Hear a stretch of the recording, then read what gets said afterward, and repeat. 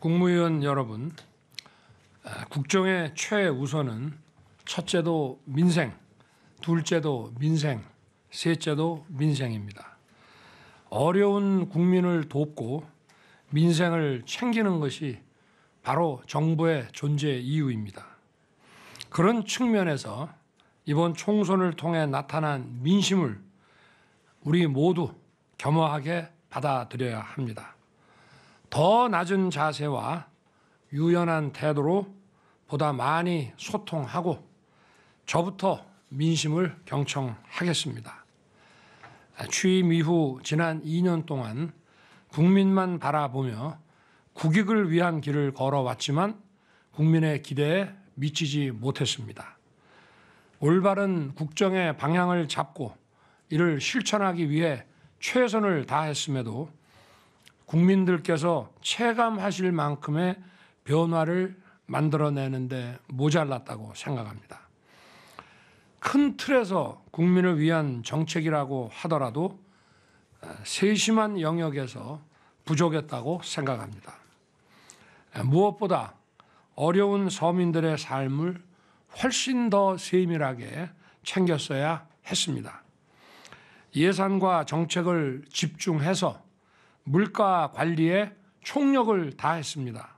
그러나 어려운 서민들의 형편을 개선하는 데 미처 힘이 닿지 못했습니다.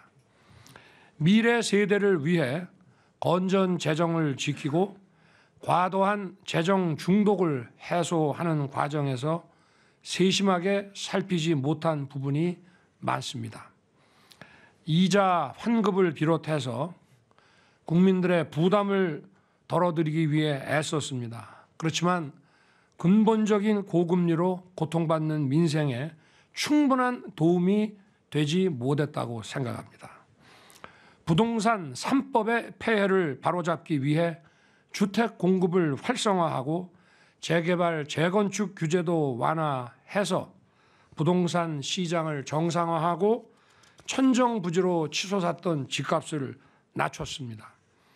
그러나 집을 소유하기 어려운 분들과 세입자들, 또 개발과 재건축으로 이주하셔야 하는 분들을 그분들의 불안까지 세밀하게 살피지 못했습니다.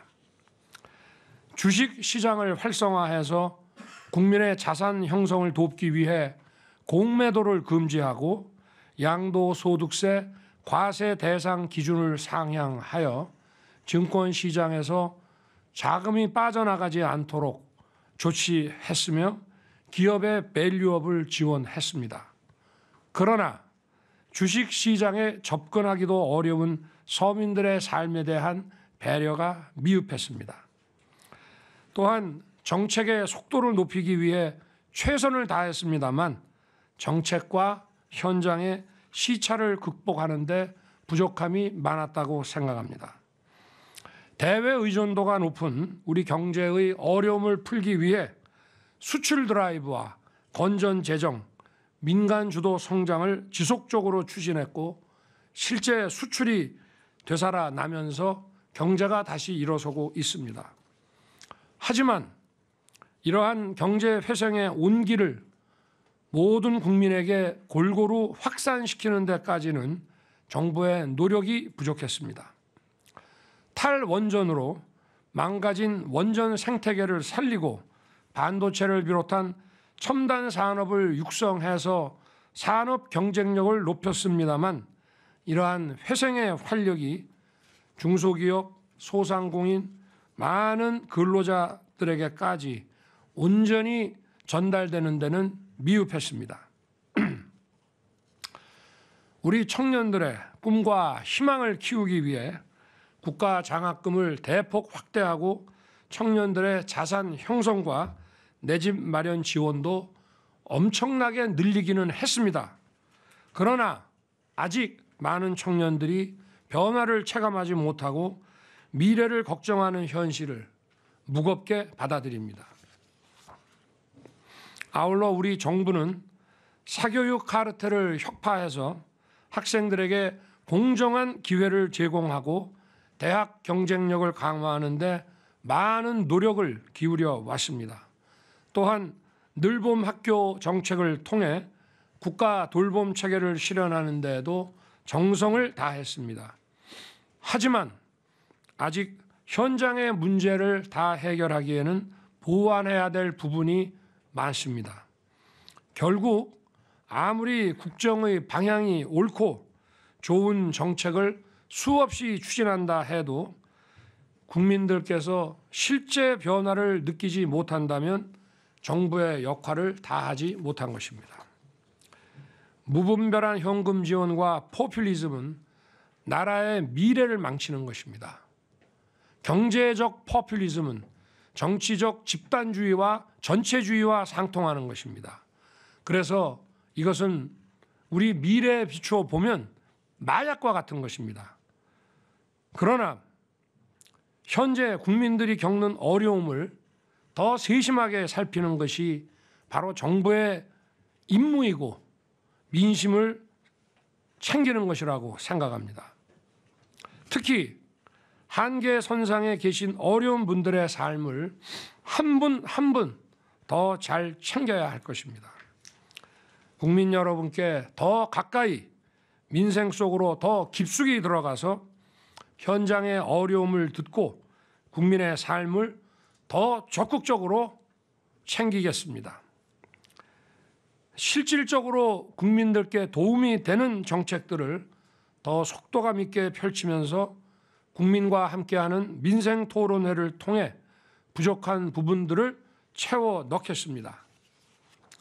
정책과 현장의 시차를 좁힐 수 있도록 현장의 수요를 더 정확히 파악해서 맞춤형 정책 추진에 힘을 쏟겠습니다. 국민들의 정책 수요를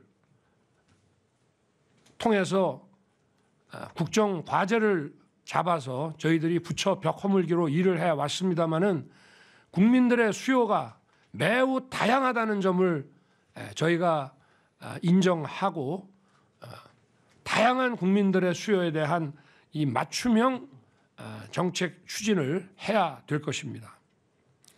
아울러서 대한민국의 미래를 위한 구조 개혁은 멈출 수 없습니다.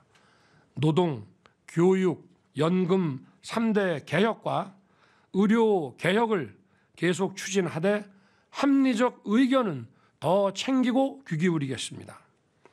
정부가 할 수 있는 일에 책임을 다하면서 국회와도 긴밀하게 더욱 협력해야 할 것입니다. 민생 안정을 위해 필요한 예산과 법안은 국회에 잘 설명하고 더 많이 소통해야 합니다.